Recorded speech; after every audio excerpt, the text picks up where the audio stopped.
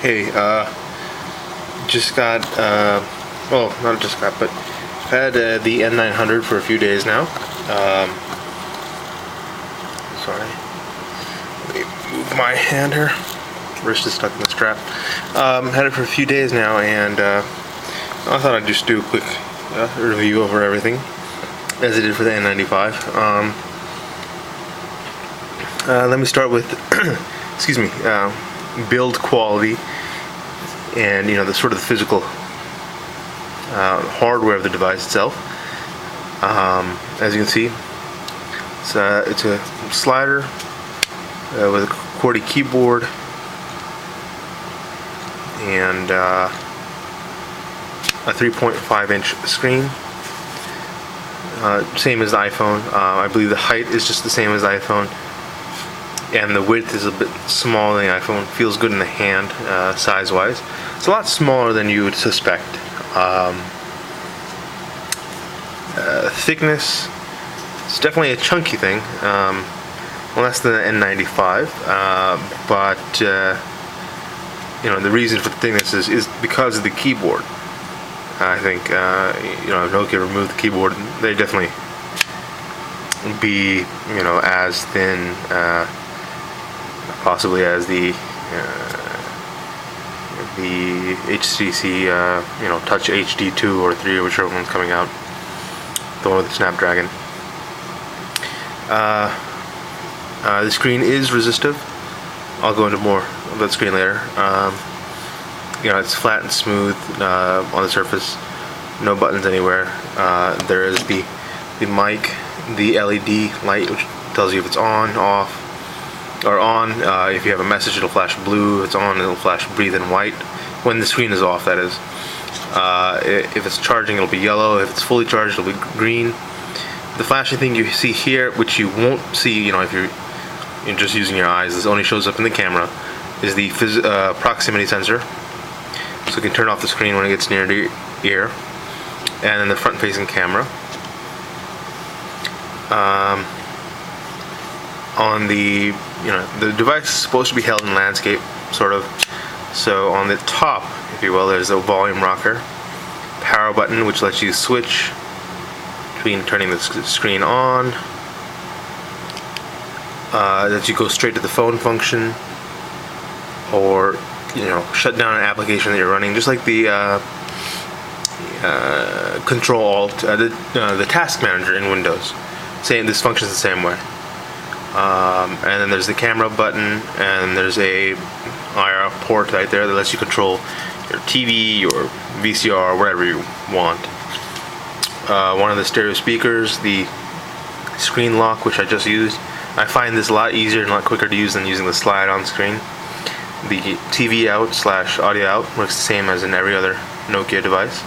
The mic, the stylus, which you don't need to use when you're using the UI here. The user interface in MIMO 5 is just fine.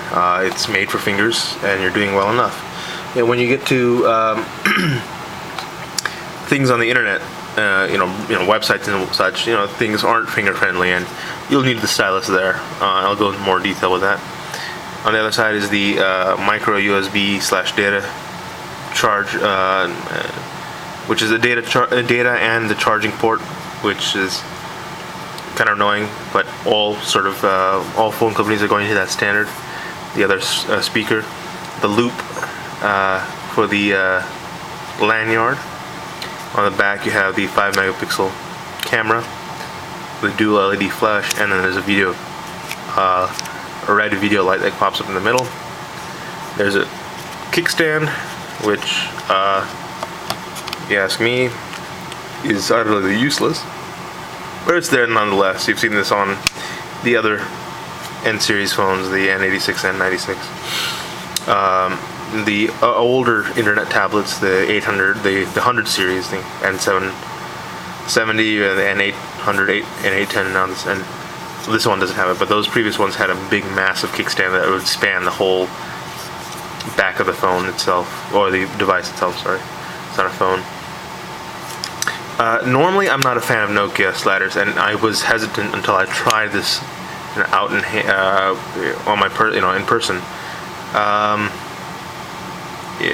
The slider though on here is good. It's not the sliders of old, like on the N81 or in the N96 or even the N95, which were wobbly, which were horrible. I still think the dual sliding screen is a bad idea.